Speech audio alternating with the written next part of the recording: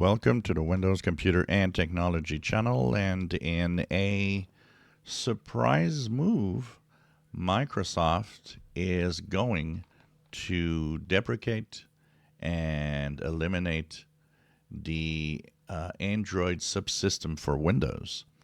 So if you were using this, what's going to happen now is that they are going to continue supporting the Android subsystem until March 5th of 2025.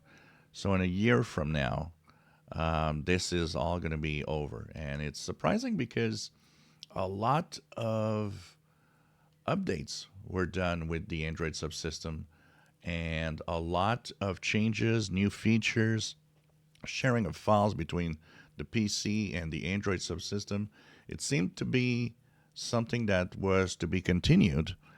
We had even heard that it might have come eventually to Windows 10, but now it's apparently something that's going to be gone.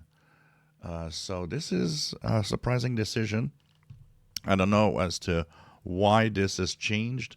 You know, since the new head of the Windows and device team, lots of things have changed and lots of new directions are going with the Windows operating system, and including the fact that finally Windows 12 is not a thing this year. So this is another move. We know that in 2023, all the VR, the virtual reality stuff, has been kind of deprecated.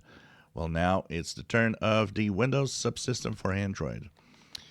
Question for viewers: were you using the Windows subsystem for Android, either through the Amazon App Store or, like I did and like I showed also, through sideloading of your favorite apps?